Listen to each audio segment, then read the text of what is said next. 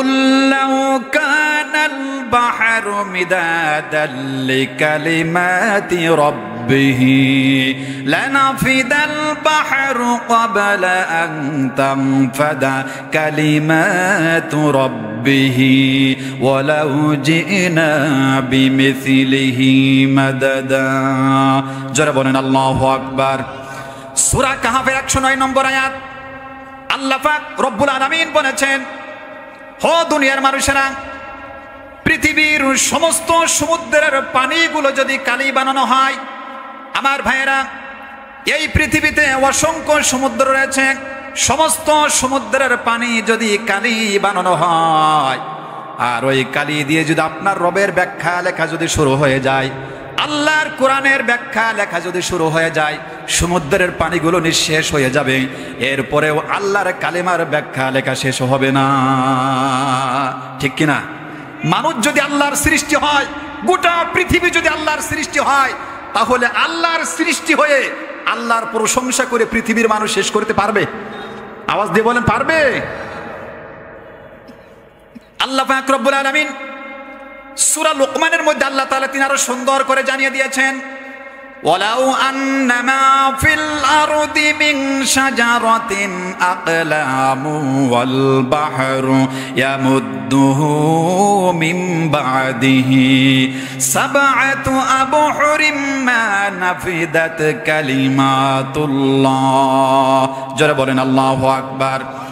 আল্লাহ পাক রব্বুল আলামিন বলেছেন, অবশ্যই পৃথিবীতে যত সমুদ্র আছে, পৃথিবীতে যত বৃক্ষ আছে, লক্ষ লক্ষ কোটি কোটি গুণ বৃক্ষ আছে, আমার আল্লাহ পাক বলেছেন লক্ষ লক্ষ কোটি কোটি গুণ বৃক্ষ আছে। এই বৃক্ষ কেটে যদি টুকরো টুকরো করে যদি কলম বানানো হয়, lakh lakh crore crore million billion trillion কলম হয়ে যাবে। হবে না? হবে। আমার ভাইয়েরা, পৃথিবীতে লক্ষ লক্ষ কোটি কোটি গুণ বৃক্ষ রয়েছে, আর এই সমস্ত কলমগুলো, এই বৃক্ষগুলো কেটে কেটে যদি টুকরো টুকরো করা হয়, মিলিয়ন বিলিয়ন ট্রিলিয়ন কলম হয়ে যাবে। আল্লাহ পাক বলেছেন, আর পৃথিবীতে যত সমুদ্র আছে, এই সমুদ্রের সাথে যদি আরো 7টি মহাসমুদ্র লাগিয়ে দেওয়া যায়, আর সমস্ত সমুদ্রের পানিগুলো যদি কালি বানানো হয়, সমস্ত সমুদ্রের পানিগুলো নিঃশেষ হয়ে যাবে। আমার ভাইয়েরা, এরপরেও আল্লাহর কালেমার ব্যাখ্যা লেখা শেষ হবে না। জোরে বলেন সুবহানাল্লাহ। শেষ হবে? আওয়াজ দিয়ে বলে শেষ হবে? গোটা পৃথিবী যদি আল্লাহর হয়, আসমান যদি আল্লাহর হয়, জমিন যদি আল্লাহর হয়, মানুষ যদি আল্লাহর সৃষ্টি হয়, গোটা পৃথিবী যদি আল্লাহর সৃষ্টি হয়, তাহলে মানুষ আল্লাহর সৃষ্টি, আল্লাহর প্রশংসা করে শেষ করতে পারবে? আওয়াজ দিয়ে বলেন, পারবে? পারবে না। কি আজিম এক কিতাব, কি সম্মানিত এক কুরআন, যে কিতাবের নাম আল্লাহ তিনি নিজে দিয়েছেন ইয়াসিন ওয়াল কুরআনিল হাকিম। বিজ্ঞানময় এক কিতাব। যারা বলেন আল্লাহু আকবার। আল্লাহ যেমন বিজ্ঞানী, আল্লাহ পাক কুরআনুল কারীমটাকে বিজ্ঞানের মতো করে সাজালেন। ঠিক কিনা? আল্লাহ যেমন বড় ইঞ্জিনিয়ার, কুরআনুল কারীমটাকে আল্লাহ তাআলা ওইভাবে করেই সাজালেন। আমার ভাইয়ের, আপনারা জানেন পৃথিবীতে বড় বড় কাফের মুশরিক যারা কোরআনকে ভুল ধরার জন্য প্রস্তুতি নিয়েছিলেন, যেমন পৃথিবীর কানাডার সাবেক খ্রিস্টান ধর্মের প্রচারক অধ্যাপক ডক্টর এম গ্যারি মিলার, তিনি বলেছিলেন, আমি কোরআন পড়ব, বুঝবো, এরপরে কোরআনুল কারীমের মধ্যে ভুল ধরবো, গোটা পৃথিবীর মানুষকে আমি জানাবো। কিন্তু ওই ডক্টর গ্যারি মিলার তিনি তো আর জানেন না যে আল্লাহ কোরআনকে বিজ্ঞান দিয়ে সাজিয়েছেন। ঠিক কিনা? আল্লাহ কোরআনকে বিজ্ঞান দিয়ে সাজিয়েছেন, কিন্তু মহাবিজ্ঞানের কাছে ওই কুয়ার ব্যাং পরাস্ত হয়ে কোরআনের কাছে আত্মসমর্পণ করে কালেমা পড়ে মুসলমান হয়ে গেল।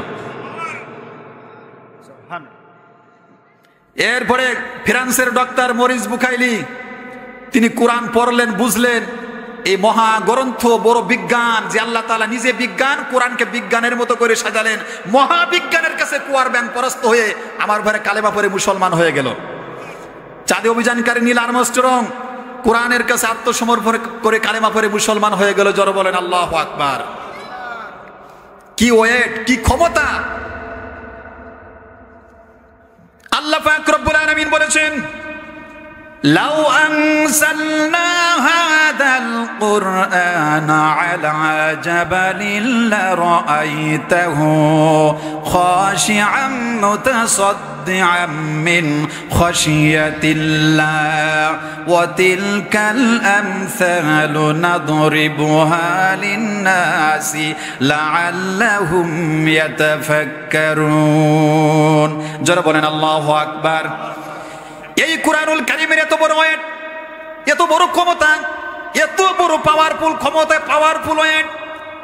আল্লাহ পাক রব্বুল আলামিন এই কুরআনুল কারীমকে পাহাড়ের উপরে নাজিল করতে চেয়েছিলেন, পাহাড় গ্রহণ করতে ভয় পেয়ে গেল, কান্না শুরু করলো, ভয়ে খসে পড়ে যেতে লাগলো। আল্লাহ পাক রব্বুল আলামিন গাছের উপরে নাজিল করতে চেয়েছিলেন, গাছ বহন করতে রাজি হলো না। আসমানের উপরে, জমিনের উপরে আল্লাহ তাআলা তিনি নাজিল করতে চেয়েছিলেন, কিন্তু একটাও রাজি হলো না। আমার ভাইরা, কিন্তু মানব জাতি, আমার ভাইরা, এই মানুষ একমাত্র আল্লাহর কুরআনুল কারীমের ওয়েট, এর ক্ষমতাকে দুনিয়ার মানুষেরা গ্রহণ করে নিল। জোরে বলেন সুবহানাল্লাহ। এই জন্য পৃথিবীতে লক্ষ লক্ষ কোটি কোটি কুরআনুল কারীমের হাফেজ যারা ছোট্ট একটা সিনার ভিতরে, আমার ভাইরা, এই ওয়েট, এর ক্ষমতা বহন করে তারা জমিনে চলাফেরা করতেছে। কি তাই করতেছে না বলেন? এর ক্ষমতা, এর ওয়েট, এত বড় ওয়েট, আসমান বহন করতে রাজি হলো না, পাহাড় বহন করতে রাজি হলো না, আসমান জমিন কেউ বহন করতে রাজি হলো না।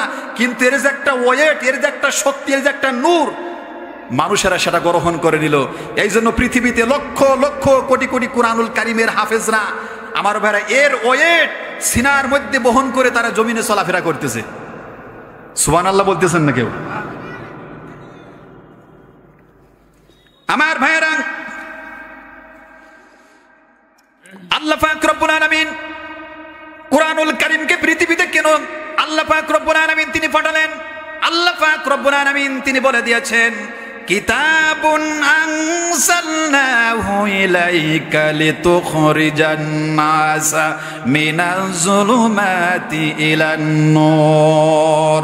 আল্লাহ পাক বলেছেন, হে নবী, এই কোরআনকে আমি আপনার উপরে নাজিল করেছি, দুনিয়াতে যারা জিনার ভিতর আছে, যারা সুদের ভিতর আছে, আল্লাহর আইন বাদ দিয়ে যারা দুনিয়ার মানুষের তৈরি করা মতবাদ যারা জমিনে প্রতিষ্ঠিত করেছে, আল্লাহ পাক রব্বুল আলামিন বলেছেন, আমি আল্লাহ পাক রব্বুল আলামিন জাহান্নামী মানুষদেরকে নিয়ে আমি আল্লাহ তাআলা আলোর পথ দেখানোর জন্য, জান্নাতের পথ দেখানোর জন্য আমি আল্লাহ তাআলা আপনার উপরে কোরআন নাজিল করেছি। জোরে বলেন সুবহানাল্লাহ। আমার ভাইয়েরা, কোরআন পৃথিবীতে কোনো মানুষকে কষ্ট দেওয়ার জন্য আল্লাহ পাক রব্বুল আলামিন তিনি পৃথিবীতে কুরআনুল কারীম পাঠান নাই। কোরআন যাদের ভিতরে থাকবে, যাদের কাছে আল্লাহর কোরআন থাকবে, তারা মার খাবে, তারা গরিব হয়ে যাবে, সমাজে লাঞ্ছিত হবে। এই জন্য আল্লাহ পাক পৃথিবীর মধ্যে তিনি কুরআনুল কারীম আল্লাহ তাআলা তিনি পাঠান নাই। আল্লাহ পাক রব্বুল আলামিন তিনি বলেছেন, সবাই পড়েন, তাহা মা আনসালনা আলাইকাল কুরআন লিতাশকা। আবার সবাই পড়েন, তাহা মা আনসালনা আলাইকাল কুরআন লিতাশকা। যারা বলেন আল্লাহু আকবার। আল্লাহ পাক রব্বুল আলামিন বলেছেন, হে নবী, কোরআন আপনার কাছে পাঠিয়েছি, আপনি মার খাবেন, আপনার কষ্ট হবে, এই জন্য আমি আল্লাহ পাক রব্বুল আলামিন আপনার কাছে কোরআন পাঠাই নাই। আল্লাহ পাক রব্বুল আলামিন তিনি বলেছেন, এই কোরআন আপনার ভাগ্যকে সৌভাগ্য করে দেবে। জোরে বলেন সুবহানাল্লাহ। যারা ভাগ্য হতো, কোরআন তাদেরকে ভাগ্যতে পরিণত করে দেবে, সৌভাগ্য বানিয়ে দেবে। জোরে বলেন আল্লাহু আকবার। আমার বারে, কিন্তু দুঃখের বিষয় হলো, এই জাতি, এই সমাজ, এই রাষ্ট্রের মানুষ যে কোরআন মানুষের ভাগ্যের পরিবর্তন করার জন্য আল্লাহ পৃথিবীতে পাঠিয়েছেন, সমাজের মধ্যে পাঠিয়েছেন, রাষ্ট্রের মধ্যে পাঠিয়েছেন, কিন্তু মানুষ আল্লাহর কোরআন বাদ দিয়ে মানুষ দলের পিছনে ছুটতে শান্তি খোঁজার জন্য। কথা বলেন না কেন? যে কোরআন মানুষের ভাগ্যকে পরিবর্তন করে দেয়, যে কোরআন মানুষের সমাজ পরিবর্তন করে দেয়, রাষ্ট্র পরিবর্তন করে দেয়, ভাগ্যকে সৌভাগ্য করে দেয়, আজকে সেই কোরআন বাদ দিয়ে ঘরের ভিতরে কোরআন রেখে, আলমারির ভিতরে কোরআন রেখে, মসজিদের ভিতরে কোরআন সাজিয়ে রেখে আজকে আমরা শান্তি খোঁজার জন্য আমরা ঘুরতেছি দলের পিছনে। কথা বলেন না কেন? আমার ভাইয়েরা,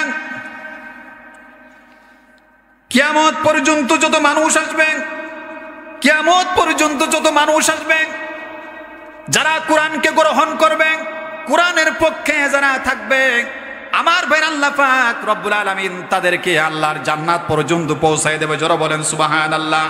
আমার ভাইরা পৃথিবীতে আল্লাহ পাক রব্বুল আলামিন কোরআন পাঠিয়েছেন, কোরআন পালিয়ে যাওয়ার জন্য পৃথিবীতে আসে নাই। কোরআন কি পালিয়ে যাওয়ার জন্য পৃথিবীতে এসেছে? জোরে বলেন। কোরআন এসেছে আল্লাহর জমিনে প্রতিষ্ঠিত হওয়ার জন্য। কথা বলেন ঠিক না? কোরআন এসেছে আল্লাহর জমিনে প্রতিষ্ঠিত হওয়ার জন্য। কোরআন পৃথিবীতে পালিয়ে যাওয়ার জন্য আসে নাই। কোরআন ডুবিয়ে দেওয়ার জন্য পৃথিবীতে আসে নাই। জীবন্ত মানুষকে জাহান্নাম থেকে বাঁচানোর জন্য আল্লাহ পৃথিবীতে কোরআন পাঠিয়েছেন। আওয়াজ দিয়ে বলেন ঠিক না বেঠিক? সুতরাং আল্লাহর কোরআন যদি কারোর ভালো না লাগে, আল্লাহর আইন যদি কারোর কাছে ভালো না লাগে, আমার ভাইয়ের আপনি মাগুরা জেলাতে আল্লাহর কোরআন ডুবিয়ে দেবেন, ফরিদপুর জেলা আল্লাহর কোরআন ভেসে উঠবে। এই কথা বলেন না কেন? মাগুরা জেলা আল্লাহর কোরআন ডুবিয়ে দেবেন, ফরিদপুর জেলা আল্লাহর কোরআন ভেসে উঠবে। ফরিদপুর আল্লাহর কোরআন ডুবিয়ে দেবেন, মানিকগঞ্জ আল্লাহর কোরআন ভেসে উঠবে। মানিকগঞ্জ আল্লাহর কোরআন ডুবিয়ে দেবেন, ঝিনাইদহ জেলা আল্লাহর কোরআন ভেসে উঠবে। ঝিনাইদহ জেলা কোরআন ডুবিয়ে দেবেন, মেহেরপুর জেলা আল্লাহর কোরআন ভেসে উঠবে। মেহেরপুর জেলা আল্লাহর কোরআন ডুবিয়ে দেবেন। এরপরে সাতক্ষীরা জেলা আল্লাহর কোরআন ডুবিয়ে আল্লাহর কোরআন ভেসে উঠবে। বাংলাদেশে কোরআন তুমি ডুবাই দিবে, আফগানিস্তানে আল্লাহর কোরআন ভেসে উঠবে। কথা বলেন না কেন? এশিয়া মহাদেশে আল্লাহর কোরআন ডুবাই দিবে, আফ্রিকা মহাদেশে আল্লাহর কোরআন ভেসে উঠবে। তার মানে কোরআন পৃথিবীতে আগমন করেছে ডুবন্ত মানুষকে জাহান্নাম থেকে বাঁচানোর জন্য। কথা বলেন ঠিক কিনা? তার মানে আল্লাহর কোরআন ডুবাতে পারবে না, পারবে না, পারবে না। আওয়াজ দিয়ে বলেন ঠিক না বেঠিক? যারা আল্লাহর কোরআন ডুবিয়ে দেবে, এই কোরআন তাদেরকে ডুবাইয়ে দেবে। আওয়াজ দিয়ে বলেন ঠিক কিনা? কোরআন ডুবাতে পারবে? কথা বলেন না কেন? আল্লাহর কোরআন ডুবাতে পারবে? আল্লাহর কোরআন ডুবাতে পারবে না। কিয়ামত পর্যন্ত যত মানুষ পৃথিবীতে আগমন করবে, আমার ভাইয়েরা, সমস্ত মানুষ মারা যাবে। আল্লাহর আরশ বহনকারী 8 জন ফেরেশতা, এই 8 জন ফেরেশতাও মারা যাবে। সর্বশেষ 4 জন ফেরেশতা, জিবরাইল, মিকাইল, ইসরাফিল, আজরাইল, এই 4 জন ফেরেশতাও মারা যাবে। মারা যাবে না? সবাই মারা যাবে, কিন্তু আল্লাহর কোরআন মরবে না। আল্লাহর কোরআন মরবে না। এর সংরক্ষণের দায়িত্ব নেবেন আল্লাহ। কে? এর সংরক্ষণের দায়িত্ব নেবেন আল্লাহ। কারণ এই কোরআন দিয়ে আল্লাহ পাক রব্বুল আলামিন কিয়ামতের ময়দানে তিনি আবার বিচার শুরু করবেন। এই জন্য পৃথিবীর সব মানুষ মারা যাবে, সব ফেরেশতারা মারা যাবে, কিন্তু আল্লাহর কোরআন পৃথিবীতে মরবে না। আল্লাহর কোরআন আল্লাহ পাক জীবন্ত অবস্থায় পৃথিবীর থেকে উঠাই নিয়ে যাবেন। আবার জীবন্ত অবস্থায় কিয়ামতের ময়দানে এই কোরআন দিয়ে আল্লাহ পাক বিচার শুরু করবেন। আমার ভাইয়েরা, এই জন্য রাসূলুল্লাহ বলেছেন, আদ্দু আলাইকুম বিন নওয়াদির। আল্লাহর কোরআনকে তুমি দাঁতের মারি দিয়ে তুমি আঁকড়ে ধরো। কার কথা? রাসূলুল্লাহ বলেছেন, আল্লাহর কোরআন দিয়ে তুমি দাঁতের মারি দিয়ে তুমি আঁকড়ে ধরো। আমার ভাইরা, তার কারণটা কি? তার কারণটা হলো, কোন জিনিস যদি দাঁতের মারি দিয়ে যদি আঁকড়ে ধরা যায়, তাহলে সহজেই কিন্তু ছিনিয়ে নেওয়া যায় না। আওয়াজ দিয়ে বলেন ঠিক না বেঠিক? কিন্তু শয়তানের পরিকল্পনা থাকবে, বুদ্ধিজীবীদের পরিকল্পনা থাকবে, মানুষের হাত থেকে, তাদের অন্তর থেকে, তাদের সিনার ভিতরে থেকে আল্লাহর কোরআনকে তারা ছিনিয়ে নিতে চাইবে। আওয়াজ দিয়ে বলেন ঠিক না বেঠিক? আমার ভাইরা, এই জন্য আল্লাহ পাক রব্বুল আলামিন তিনি বলেছেন, ইন্নাহু লাকুরআনুন কারীম। এটা হলো সম্মানিত একটা কোরআন। জোরে বলেন আল্লাহু আকবার। এটা সম্মানিত একটা কোরআন। আমার ভাইরা, আল্লাহর এই কোরআন আপনারা হাতে নিতে রাজি আছেন? 5 মণ ওজনের একটা পাথর, 5 মণ ওজনের একটা পাথর উঁচু করা সম্ভব হবে? এই কোরআনটা যদি আমি এইভাবে হাত দিয়ে উঁচু করে ধরে রাখি, হাত দিয়ে উঁচু করে ধরে রাখি, কয় মিনিট ধরে রাখা যাবে? 10 মিনিট? আধা ঘন্টা? এখানে আমাদের উপস্থিত রয়েছে, আমরা সবাই মিলে যদি আল্লাহর এই কোরআন উঁচু করে ধরে রাখি, তাহলে ঘন্টার পর ঘন্টা রাখা যাবে, ঠিক কিনা? এই মহল্লার সবাই মিলে যদি আল্লাহর কোরআনকে আমরা ঐক্যবদ্ধভাবে ধরে রাখতে পারি, তাহলে মাসের পর মাস চলে যাবে। আওয়াজ দিয়ে বলেন ঠিক না বেঠিক? মাগুরা জেলার সমস্ত মুসলমানেরা যদি আল্লাহর এই কোরআনকে শক্ত হাতে ধারণ করতে পারে, তাহলে বছরের পর বছর চলে যাবে। আওয়াজ দিয়ে বলেন ঠিক না বেঠিক? বাংলাদেশের সমস্ত মুসলমানেরা যদি আল্লাহর এই কোরআন দিয়ে যদি আমার ভাইরা শক্ত করে ধারণ করতে পারে, তাহলে আস্তে করে সংসদ ভবনের ভিতরে ঢুকাই দিয়ে যাবে। কথা বলেন না কেন? তাহলে হাত আর অবাস লাগবে না, আমাদের হাত থেকে আল্লাহর কোরআন ছিনিয়ে নিতে পারবেন। আওয়াজ দিয়ে বলেন ঠিক না বেঠিক? আমার ভাইরা, এই জন্য আল্লাহ পাক বলেছেন, ইন্নাহু লাকুরআনুন কারীম। এটা হলো সম্মানিত একটা কোরআন, যারা বলেন আল্লাহু আকবার। সম্মানিত একটা কোরআন, এর সম্মান, এর মর্যাদা আকাশ চুম্বি মর্যাদা। এই কোরআনের সাথে একটা কাফুর লেগে থাকে, এই কোরআনের সাথে একটা কাফুর লেগে থাকে। ওটাকে আমরা কি বলে থাকি? গিলাফ নাকি? গিলাফি বলা হয়। দাম কত হবে? 10,000 টাকা নাকি 5,000? 50 টাকা হবে, 50 থেকে 100 টাকা হবে সর্বোচ্চ, ঠিক কিনা আমার ভাইরা? আল্লাহর কোরআনের সাথে একটা কাফুর লেগে থাকার কারণে হঠাৎ আল্লাহর কোরআন খুলতে গিয়ে কাফুরটা আপনার পায়ের সাথে লেগে গেছে। ওই কাফুরটা আমার ভাইরা আপনি একবার চুমু খান, একবার কপালে লাগান, আল্লাহর কাছে ক্ষমা চান, আল্লাহ তাআলা তুমি আমাকে মাফ করে দাও, ঠিক কিনা?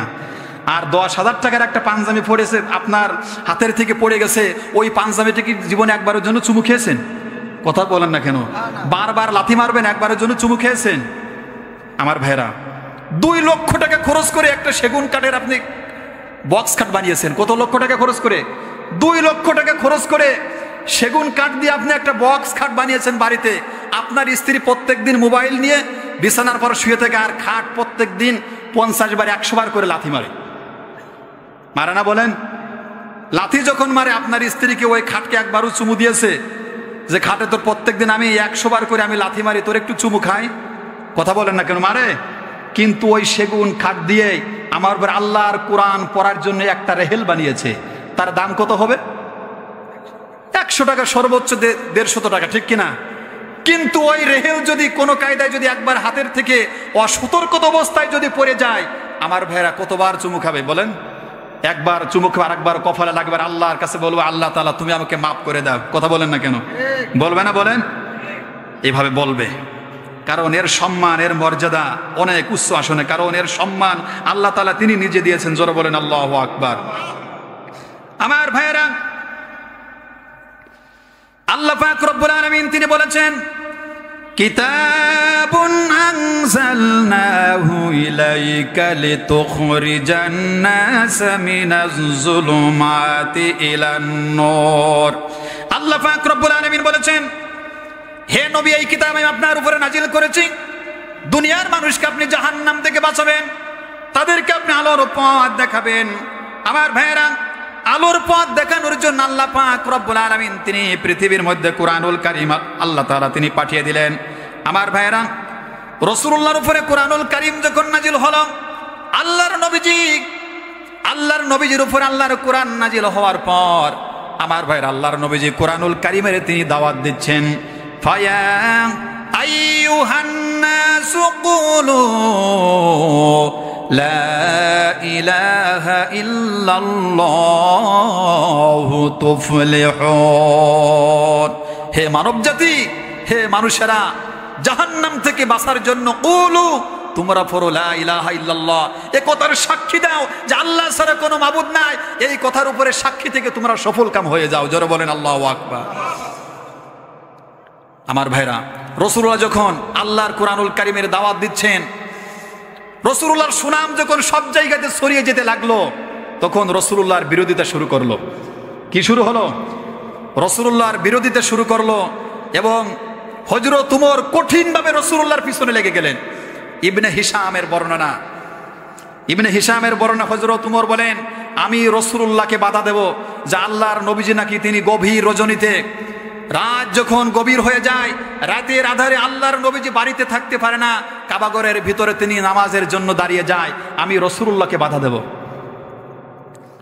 আমার ভাইরা, হযরত উমর রাদিয়াল্লাহু তাআলা আনহু সারাদিন তিনি অপেক্ষায় থাকলেন কোন সময় গভীর রজনী হয়ে যায়।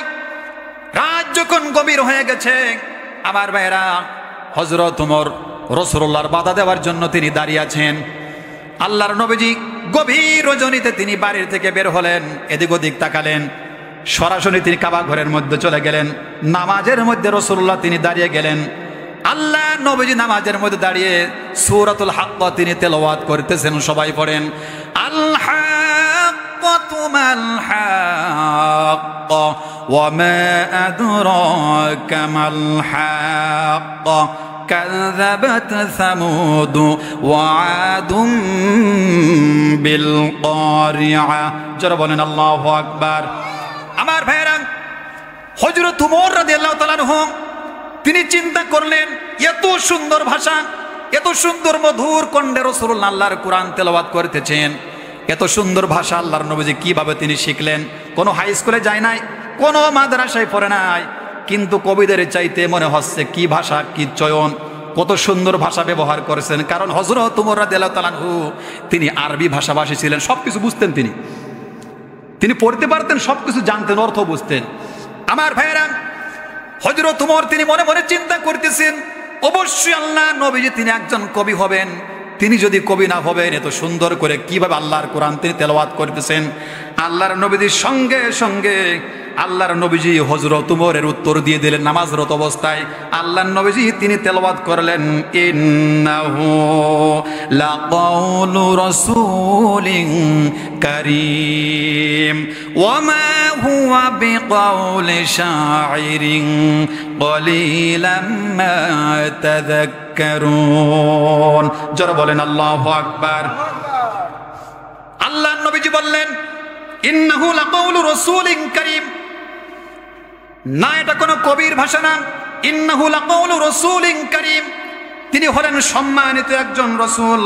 ওমা হুয়া বিকাউলি শাইরিন কলিলাম মা তাযাক্কারুন, এটা কোনো কবির ভাষা না, এটা কোনো কবির ভাষা না, কিন্তু তোমরা কম সংখ্যক। তিনি যখন কবি না উত্তর আমি পাইলাম, তিনি যদি কবি না হন অবশ্যই তিনি একজন গণক হবেন। কি বললেন? কবি না, তিনি গণক হবেন। আমার মনের খবর কিভাবে তিনি জানতে পারলেন? তিনি একজন গণক হবেন। আমাদের দেশের গণকরা দেখেন না, সিজনে দেখবেন বেদের কাছে বানর থাকে, এই বানর নিয়ে রাস্তায় রাস্তায় বাড়িতে বাড়িতে বের হয়। কথা বলেন না কেন? আর মানুষের হাত দেখে শিরক কাজ করে। কথা বলেন না কেন? কিন্তু আমার রাসূলকে শিরক প্রতিষ্ঠিত করার জন্য এসেছে নাকি শিরক নির্মূল করার জন্য এসেছে? কথা বলেন না কেন? শিরক প্রতিষ্ঠা করার জন্য পৃথিবীতে এসেছে নাকি শিরক নির্মূল করার জন্য পৃথিবীতে এসেছে? শিরককে নির্মূল করার জন্য আল্লাহর হাবিব তিনি পৃথিবীতে আগমন করেছেন। কথা বলেন না কেন? আমার ভাইয়েরা,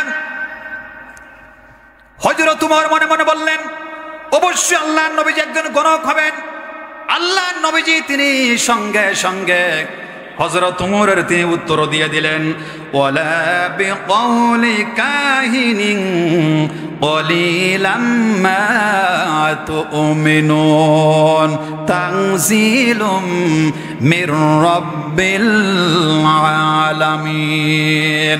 যারা বলেন আল্লাহু আকবার। আমার ভাইরা, আল্লাহর নবী তিনি উত্তর দিয়ে দিলেন, ইনি কোন নবী নন, তোমরা কম সংখ্যক লোক অনুসরণ করে থাকো, আর তুমি যা কিছু শুনতে পাচ্ছ এটা হলো আল্লাহর পক্ষ থেকে পৃথিবীর মানুষের জন্য আল্লাহ পাক কোরআন নাজিল করেছেন। যারা বলেন সুবহানাল্লাহ। হুজুর ওমর আশ্চর্য হয়ে গেলেন, কি ব্যাপার? আমি মনে মনে যা চিন্তা করি রাসূল নামাজের ভিতরে দাঁড়িয়ে তিনি উত্তর দিয়ে দিচ্ছেন। আমার ভাই হযরত ওমর তিনি ভয় পেয়ে গেলেন, যেই রাসূলকে আমি আল্লাহর কোরআন শোনার জন্য নামাজে বাধা দেওয়ার জন্য রাসূলুল্লাহর পিছনে দাঁড়িয়ে গেলাম, কিন্তু আল্লাহর কোরআন শুনতে শুনতে কোরআনের প্রেমে আমি পড়ে গেলাম। আল্লাহর কোরআনের প্রেমে আমি পড়ে গেলাম। মনে মনে চিন্তা করলাম, আর কিছুক্ষণ শুনে যদি আল্লাহর কোরআন শুনি, হয়তো কাবা ঘরের মধ্যে রাসূলুল্লাহর হাতে বায়াত গ্রহণ করে ইসলামের ছায়াতল আশা লাগতে পারে। তিনি মনে মনে চিন্তা করলেন, আর এখানে থাকা যাবে না। আমার এবার হযরত ওমর বাড়ির দিকে রওনা দিলেন। আল্লাহ পাক রব্বুল আলামিন বলেন, হযরত ওমর, আমার নবীর নামাজে বাধা দেওয়ার জন্য কাবা ঘরের মধ্যে তুমি ঢুকেছিলে, রাসূলুল্লাহর কোরআন তেলাওয়াত বাধা দেওয়ার জন্য তুমি কাবা ঘরের মধ্যে ঢুকেছিলে। আমি আল্লাহ পাক রব্বুল আলামিন ওয়াদা করে দিলাম, আমি আল্লাহ পাক রব্বুল আলামিন তোকে, আমি ওমরকে আবার এই কোরআনুল কারীমের কাছে আমি ফিরে আনবো। জোরে বলেন সুবহানাল্লাহ। হযরত ওমর যেদিন ইসলাম ধর্ম গ্রহণ করেছিল, ওই দিন হযরত ওমরের চাইতে পৃথিবীতে বড় সন্ত্রাস আর কেউ ছিল না। কথা বলেন না কেন? কারণ ওই দিন দারুন নাদাওয়ার বৈঠক থেকে সিদ্ধান্ত হলো কে মুহাম্মাদের কল্যাণ আনতে পারবে। হযরত ওমর দাঁড়িয়ে বলে, আমি মুহাম্মাদের কল্যাণ আনতে পারবো। দারুন নাদাওয়ার বৈঠক থেকে সিদ্ধান্ত হলো যে মুহাম্মাদের কল্যাণ আনতে পারবে তাকে 100 লাল উট পুরস্কার দেওয়া হবে। হযরত ওমর দাঁড়িয়ে বললেন, আমি আনতে পারবো। আমার আবু জাহেল তখন বলেছিল, হ্যাঁ তুমি পারবে একমাত্র। আমার ভাইরা, হযরত ওমর খোলা তলোয়ার নিয়ে আল্লাহর নবী, বিশ্ব নবী জনাবে মুহাম্মদুর রাসূলুল্লাহ সাল্লাল্লাহু আলাইহি ওয়াসাল্লামকে হত্যা করার জন্য তিনি রওনা দিয়েছেন খোলা তলোয়ার নিয়ে। আমার ভাইরা, প্রতিমধ্যে খবর পাইলেন তার বোন এবং ভগ্নিপতি কালেমা পড়ে মুসলমান হয়ে গেছে। আমার ভাইরা, রাসূলুল্লাহর দিকে ধাবিত না হয়ে তার বোন এবং ভগ্নিপতিকে হত্যা করার জন্য রওনা দিয়েছেন। আমার ভাইরা, যখন ঘরের দরজার কাছে চলে গেলেন, ঘরের দরজা ভেঙ্গে আমার ভাইরা তার বোন এবং ভগ্নিপতিকে রক্তাক্ত করে দিল। এক পর্যায়ে আল্লাহ পাক রব্বুল আলামিন হযরত ওমরের ভিতরে মায়া এনে দিলেন, মহব্বত এনে দিলেন আল্লাহর কোরআনের প্রতি। আমার ভাইরা, গাছের ছালে একটা সূরা লেখা ছিল, সেই সূরাটার নাম কি? গাছের ছালে একটা সূরা লেখা ছিল। গাছের ছাল থেকে আমার ভাইরা গাছের ছালে সূরাটা লেখা ছিল, সেই সূরাটার নাম হলো তাহা। তার বোন এবং ভগ্নিপতি আমার ভাইরা তার বোন গাছের ছাল থেকে বের করে নিয়ে সূরা তাহা তেলাওয়াত পড়া শুরু করলেন। সবাই পড়েন, তাহা মা আনসালনা আলাইকাল কুরআনা লিতাশকা ইল্লা তাযকিরাতাল লিমান ইয়াখশা তানসীলাম মিম্মান খালাকাল আরদা ওয়াস সামাওয়াতিল উলা আর রাহমানু আলাল আরশি ইসতাওয়া লাহু মা ফিস সামাওয়াতি ওয়া মা ফিল আরদি ওয়া মা বাইনাহুমা ওয়া মা তাহতাস সারা। যারা বলেন আল্লাহু আকবার। আমার ভাইরা, হযরত ওমর রাদিয়াল্লাহু তাআলা আনহু তরবারি ফেলাই দিলেন। আমার আল্লাহ পাক রব্বুল আলামিন ওমরকে বলেন, ওরে আমার রাসূলকে হত্যা করার জন্য তুমি রওনা দিয়েছো, চাবিকাঠি আমার হাতে। চাবিকাঠি কার হাতে? আমার রাসূলকে হত্যা করার জন্য রওনা দিয়েছো। আমার ভাইরা, আল্লাহ বললেন চাবিকাঠি আমার হাতে, আমি যা বলবো তাই হয়ে যাবে। হযরত ওমর বললেন, তোমরা যা পড়তেছিলে আমি একটু পড়তে চাই। আমার ভাইরা তার বোন বললেন, পড়া যাবে না, তুমি তো অপবিত্র। গোসল করলেন, গোসল করে আমার ভাইরা ওই মুহূর্তে কালেমা পড়ে আমার ভাইরা ইসলামের ছায়াতলে চলে আসলেন। যারা বলেন সুবহানাল্লাহ। হযরত ওমর বললেন, যেই রাসূলকে হত্যা করার জন্য আমি এসেছিলাম সেই রাসূলের দরবারে আমাকে নিয়ে যাও। আমার ভাইরা, আল্লাহর নবী, বিশ্ব নবী জনাবে মুহাম্মদুর রাসূলুল্লাহ সাল্লাল্লাহু আলাইহি ওয়াসাল্লাম দারুল আরকামের ভিতর অবস্থান করতেছিলেন। হযরত ওমর যখন দারুল আরকামের দরজার কাছে চলে গেলেন, দারুল আরকামের ভিতর থেকে একটা আমার ভাইরা মানুষকে দেখানোর জন্য একটু আগলা ছিল। ভিতরে রয়েছেন হযরত আমির হামজা রাদিয়াল্লাহু তাআলা আনহু। আমার ভাইরা, বাইরে সাহাবা একরামগণ হযরত ওমরকে দেখে ভয় পেয়ে গেলেন, একটা হট্টগোল সৃষ্টি হয়ে গেল। আমার ভাইরা, হযরত আমির হামজা বললেন, হে আমার সাহাবীরা বাহিরে কে? আমার ভাইরা সাহাবীরা বলল, হযরত ওমর ওই দারুল আরকামের পিছনে দাঁড়িয়ে রয়েছেন। হযরত আমির হামজা বললেন, উমরকে আসতে দাও, উমরকে আমার কাছে আসতে দাও। যদি রাসূলকে হত্যা করার জন্য টার্গেট নাই, আমি আমির হামজা আল্লাহর কসম দিয়ে বললাম আজকে হযরত ওমর তার কল্যাণ নিয়ে বাড়িতে যেতে পারবে না। যারা বলেন সুবহানাল্লাহ। দারুল আরকামের গেট খুলে দেওয়া হলো। আমার ভাই হযরত ওমর রাসূলুল্লাহর দরবারে চলে গেলেন। রাসূলের দরবারে যে আল্লাহর নবীজির কাছে মাথা নত করে দিয়ে, ইয়া রাসূলুল্লাহ ভুল করেছি, ইয়া রাসূল আমি ভুল করেছি, আজকের থেকে আমি কালেমা পড়ে নিলাম, আশহাদু আল্লা ইলাহা ইল্লাল্লাহু ওয়া আশহাদু আন্না মুহাম্মাদান আবদুহু ওয়া রাসূলুহু। আমার ভাইরা, এই কোরআন যারা ভুল ধরতে গেছে, যারা এই কোরআনকে অপমান করতে গিয়েছে, কোরআন তাদের সঠিক জবাব দিয়ে দিয়েছে। কথা বলেন না কেন? কোরআন তাদেরকে সঠিক জবাব দিয়ে দিয়েছে। আমার ভাইয়েরা, আল্লাহর এই কোরআনের জন্য আল্লাহর নবীজিকে মক্কা থেকে বিদায় নিতে হয়েছে। 2500 বছরের বংশসূত্রের নাগরিকত্ব বাতিল করে দিল। জন্মসূত্রে 53 বছরের রাসূলুল্লাহ নাগরিকত্ব বাতিল করে দিল। কত বছর? বংশসূত্রে 2500 বছরের নাগরিকত্ব বাতিল করে দিল। জন্মসূত্রে 53 বছরের নাগরিকত্ব বাতিল করে দিল।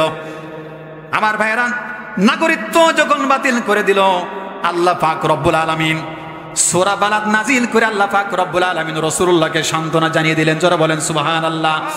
আল্লাহ পাক রব্বুল আলামিন বললেন, সবাই পড়েন, লা উকসিমু বিহাদাল বালাদি ওয়া আনতা হিল্লুম বিহাদাল বালাদ ওয়া ওয়ালিদি ওয়া মা ওয়ালাদ। যারা বলেন আল্লাহু আকবার। আল্লাহ পাক রব্বুল আলামিন বললেন, হে নবী, না না না, মক্কার কাফের মুশরিকের বাচ্চারা আপনাকে মক্কার নাগরিকত্ব বাতিল করে দিয়েছে, মক্কা নাগরিকত্ব বাতিল করে দিয়েছে। আমি আল্লাহ পাক রব্বুল আলামিন ঘোষণা করে দিলাম, আপনি হলেন মক্কা নগরীর হালাল নাগরিক, বৈধ নাগরিক। যারা বলেন সুবহানাল্লাহ। আমার ভাইয়েরা, আল্লাহ পাক রব্বুল আলামিন কুরআনুল কারীমের আয়াত নাজিল করে দিলেন। আল্লাহ পাক রাসূলুল্লাহকে বলেন, হে নবীজি, ইন্নাল্লাযী ফারাদা আলাইকাল কুরআনা লারাদ্দুকা ইলা মাআদ। যারা বলেন আল্লাহু আকবার। আল্লাহ পাক রব্বুল আলামিন বলেন, হে নবী, এই কুরআনকে আমি আল্লাহ পাক রব্বুল আলামিন আপনার উপরে ফরজ করে দিলাম। এই কুরআনুল কারীমের আলোচনা, এই কোরআনকে আপনি প্রসার করবেন, প্রচার করবেন, আমি আল্লাহ পাক রব্বুল আলামিন ফরজ করে দিলাম। আমার ভাইরা, আল্লাহর নবীজি আল্লাহর কোরআনকে প্রসার করতে গিয়ে আমার ভাইরা নাগরিকত্ব বাতিল করে দিল। আল্লাহর নবীজি আল্লাহর পক্ষ থেকে ঘোষণা আসলো, হে নবীজি, আপনি মক্কা ছেড়ে মদিনা আপনি চলে যান, মক্কায় থাকার দরকার নাই। আমার ভাইরা, আল্লাহর নবীজি কাবাঘরের সামনে গেলেন, কাবার দিকে তাকিয়ে থাকলেন, চোখ থেকে রাসূলুল্লাহ টপ টপ করে পানি পড়তেছে। আমার ভাইয়েরা, রাসূলুল্লাহ যেতে চাচ্ছেন না, কিন্তু কাফের মুশরিকরা যেতে বাধ্য করেছে। আপনারা মেয়ে বিবাহ দিয়েছেন না? অনেকে মেয়ে বিবাহ দিয়েছেন।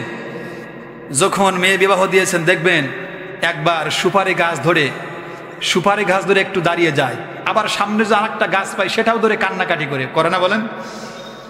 আমার ভাই, রাসূলুল্লাহ মক্কা থেকে মদিনায় যেতে যাচ্ছেন না, কিন্তু তাকে যেতে বাধ্য করা হয়েছে। আমার আল্লাহ পাক রব্বুল আলামিন ঘোষণা করে দিলেন, লারাদ্দুকা ইলা মাআদ। হে নবীজি, আমি আবার এই মক্কাতে আপনাকে আবার বিজয় বীর হিসাবে সেনা প্রধান করে, প্রেসিডেন্ট করে আবার মক্কাতে ফেরত আনবো। আমার ভাই, আল্লাহর নবীজি মক্কা থেকে মদিনায় চলে গেলেন। 8ম হিজরিতে আল্লাহ নবীজি বললেন, আমার সাহাবীরা, মক্কা বিজয়ের উদ্দেশ্য মক্কায় রওনা দেওয়া লাগবে। 10,000 মর্দে মুজাহিদ সাহাবীদেরকে নিযুক্ত করলেন। আল্লাহ নবীজি বললেন, আমার সাহাবীরা, মক্কাতে যখন তোমরা প্রবেশ করবে, কোন বুড়িমার গায়ে তোমরা হাত তুলবে না, কোন ইতিমের গায়ে তোমরা হাত তুলবে না, কোন ইতিম মিসকিনের গায়ে হাত তুলবে না, কোন বৃদ্ধার গায়ে তোমরা হাত তুলবে না। আমার ভাইরা, এই সংবাদ যখন মক্কাতে পৌঁছে গেল, মক্কার বৃদ্ধ মানুষ, বয়স্ক মানুষেরা, যুবকেরা, আমার ভাই রাসূলুল্লাহর এই সংবাদ শুনে তারা ঘর বাড়ি ছেড়ে দিয়ে তারা জঙ্গলের দিকে দৌড়ানো শুরু করলো। আর আল্লাহর নবী, বিশ্ব নবী জনাবে মুহাম্মদুর রাসূলুল্লাহ সাল্লাল্লাহু আলাইহি ওয়াসাল্লাম, তিনি মাথাটা নত করে আমার ভাই মক্কার ভিতরে প্রবেশ করলেন। যারা বলেন সুবহানাল্লাহ। আল্লাহর নবী তাকিয়ে দেখলেন, 60 থেকে 70 বছর একজন বৃদ্ধা মহিলা, মাথায় একটা গাঁটটি একবার পরে যার একবার উঠায়, একবার পরে যার একবার উঠায়, একবার পরে যার একবার উঠায়। আল্লাহর নবীজি তিনি উষ্টের পিঠ থেকে নামলেন, বৃদ্ধার ওই গাঁটটিটা নিজে মাথায় বহন করলেন। আল্লাহর নবীজি বললেন, হে বৃদ্ধা মহিলা, কোথায় যাবা? বৃদ্ধা মহিলা চোখের পানি ছেড়ে দিয়ে বলল, ও আগন্তুক, তুমি কি আমি জানি না আজকে মুহাম্মদ ইবনে আব্দুল্লাহ 10,000 মর্দে মুজাহিদ সাহাবীদেরকে নিয়ে মক্কার ভিতরে প্রবেশ করেছে, আমাদের ঘর আগুন দিয়ে জ্বালিয়ে পুড়িয়ে সারকার করে দেবে। সেই মুহাম্মদ ইবনে আব্দুল্লাহর ভয়ে আমি বৃদ্ধ হয়ে গেছি, আমার বয়স বেশি হয়ে গেছে, এই গাঁটটিটা নিজে নিতে পারতেছি না। আল্লাহর নবীজি বুড়িমার গাঁটটিটা নিজে মাথায় বহন করলেন। বুড়ির হাত ধরে গল্প করতে করতে জঙ্গলের দিকে যাচ্ছেন। আমার ভাইয়েরা, যখন পাহাড়ের কাছে চলে গেলেন, আল্লাহর নবীজি যখন মুখ ফিরে চলে আসবেন, আমার ভাইয়েরা, বৃদ্ধা মহিলা বলো, আগন্তুক তুমি কে? সারা পথ তুমি আমাকে এত বড় উপকার করলে, তুমি কে? আল্লাহর নবী, বিশ্ব নবী জনাবে মুহাম্মদুর রাসূলুল্লাহ সাল্লাল্লাহু আলাইহি ওয়াসাল্লাম তিনি আমার ভাইরা চোখের পানি ছেড়ে দিয়ে বললেন, ও বৃদ্ধা মহিলা, সারা পথ তুমি যাকে ভৎসনা করতে করতে আসছিলে আমি হলাম সেই মুহাম্মদ ইবনে আব্দুল্লাহ। জোরে বলেন সুবহানাল্লাহ। বৃদ্ধা মহিলা চোখের পানি ছেড়ে দিয়ে বলে, ও জঙ্গলের কাফেররা তোরা কোথায়? ও মক্কার কাফেররা তোরা কোথায়? যার আদর্শ এমন হতে পারে, যার চরিত্র এমন হতে পারে, আমি সঙ্গে সঙ্গে কালেমা পড়ে দিলাম। সবাই পড়েন, আশহাদু আল্লা ইলাহা ইল্লাল্লাহু ওয়া আশহাদু আন্না মুহাম্মাদান আবদুহু ওয়া রাসূলুহু। যারা বলেন আল্লাহু আকবার। আমার ভাইরা, আল্লাহর নবী, বিশ্ব নবী জনাবে মুহাম্মদুর রাসূলুল্লাহ সাল্লাল্লাহু আলাইহি ওয়াসাল্লাম তিনি মদিনায় গিয়ে 10 বছর আল্লাহর কোরআন দিয়ে রাষ্ট্র ব্যবস্থা পরিচালনা করেছিলেন। কত বছর? 10 বছর। আল্লাহ নবীর বিদায়ের পরে হযরত আবু বকর সিদ্দিক রাদিয়াল্লাহু তাআলা আনহু 2 বছর আল্লাহর কোরআন দিয়ে তিনি রাষ্ট্র ব্যবস্থা পরিচালনা করেছিলেন। হযরত আবু বকরের পরে হযরত আমার ভাইরা হযরত ওমর রাদিয়াল্লাহু তাআলা আনহু 10 বছর 12 বছর আল্লাহর কোরআন দিয়ে রাষ্ট্র ব্যবস্থা পরিচালনা করেছিলেন। আমার ভাইরা, হযরত উসমান রাদিয়াল্লাহু তাআলা আনহু তিনি 12.5 বছর আল্লাহর কোরআন দিয়ে রাষ্ট্র ব্যবস্থা পরিচালনা করেছিলেন। আর হযরত আলী রাদিয়াল্লাহু তাআলা আনহু 4.5 বছর আল্লাহর কোরআন দিয়ে তিনি রাষ্ট্র পরিচালনা করেছিলেন। যারা বলেন আল্লাহু আকবার।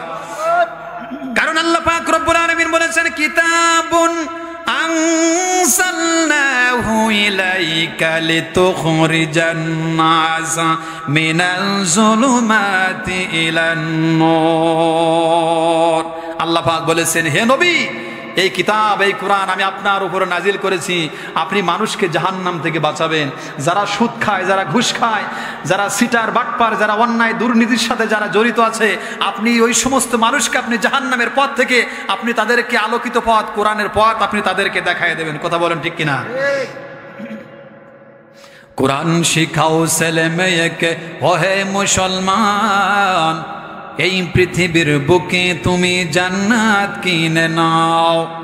একটি হরফ পড়লে মাগো, একটি হরফ পড়লে মাগো 10টি নেকি হয়।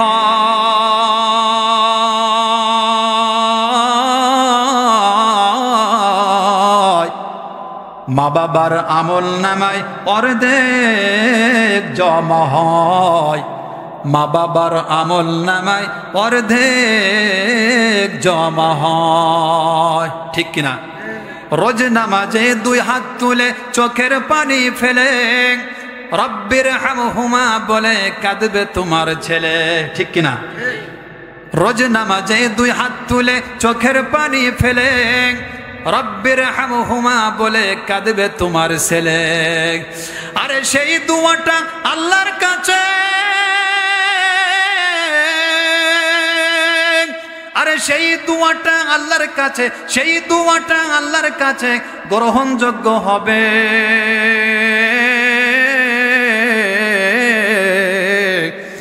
এই পৃথিবীর বুকে তুমি জান্নাত কিনে নাও। এই পৃথিবীর বুকে তুমি জান্নাত কিনে নাও। ঠিক কিনা? যদি আল্লাহর জান্নাত কিনতে চায়, কোরআনের আইন মানার দরকার আছে না নাই? জোরে বলেন, যদি আল্লাহর জান্নাত কিনতে চায় কোরআনুল কারীমের আইন মানার দরকার আছে না নাই? আমার ভাইয়েরা, গত 53টি বছরে ভাগ্য আকস্মিক কালো মেঘ জমা হয়েছিল। ওই কালো মেঘ ইনশাআল্লাহ আস্তে আস্তে মুছে যাবে। আওয়াজ দিয়ে বলেন ঠিক না বেটি? আগামীর সূর্য হবে কোরআনুল কারীমের সূর্য। আগামীর সূর্য হবে এদেশের তাওহীদ জনতার সূর্য। আওয়াজ দিয়ে বলেন ঠিক কিনা? আগামীর সুবে সাদেক উদয় হবে এদেশের আল্লাহ বিরু, খুদা বিরু, সৎযোগ্য লোকদের শাসন ব্যবস্থার মাধ্যমে। আওয়াজ দিয়ে বলেন ঠিক না বেঠিক? আপনারা কি আল্লাহর কোরআনের শাসন ব্যবস্থা চান? মুসলমানেরা কারা কারা চান? 2 হাত তুলে আল্লাহকে দেখায় দেন। নারে তাকবীর, নারে তাকবীর। আল কোরআনের আলো, আল হাদিসের আলো, নারে তাকবীর। আমাদের কোনো ভয় আছে? জোরে বলেন আছে? কোরআন যদি আমাদের সাথে থাকে তাহলে আমাদের কোনো ভয় নাই। আওয়াজ দিয়ে বলেন, কোরআন যার ভিতরে থাকবে, যার সিনার ভিতরে আল্লাহর কোরআন থাকবে, সে তো আলোকিত, সে তো নূর, সে তো শক্তি, সে তো পাওয়ারফুল। আর কোরআন যার ভিতরে থাকবে না, শয়তান তাকে ধোকায় ফেলাইয়া জাহান্নামের রাস্তায় ফেলাই দেবে। কথা বলেন না কেন? নামে মুসলমান নাকি কামে মুসলমান, নামে মুসলমান নাকি কামে মুসলমান, নামে কামে মিল না হলে, নামে কামে মিল না হলে হইবে না আসান। নামে মুসলমান নাকি কামে মুসলমান, নামে মুসলমান নাকি কামে মুসলমান। নাম রেখেছে কুরবান আলী, কোরআন মানে না। এই সমাজে এমন লোকের সংখ্যা অগণা। আছে না? নামাজ পড়ে, রোজা রাখে, হজ করে, যাকাত দেয়, আল্লাহর কোরআনের আইন মানে না। আছে? পাওয়া যায়? জোরে বলেন, পাওয়া যায়? আওয়াজ দিয়ে বলেন, পাওয়া যায়? নাম রেখেছে কুরবান আলী, কোরআন মানে না। এই সমাজে এমন লোকের সংখ্যা অগণা। নাম রেখেছে কুরবান আলী, কোরআন মানে না। এই সমাজে এমন লোকের সংখ্যা অগণা। এমন সমাজে বদলাবে কে, এমন সমাজে বদলাবে কে, রাখবে অবদান। নামে মুসলমান নাকি কামে মুসলমান, নামে মুসলমান নাকি কামে মুসলমান। সমাজ বদলার দরকার আছে না নাই? যারা বলেন আছে না নাই? আমার ভাইরা, আল্লাহ পাক রব্বুল আলামিন বলেছেন,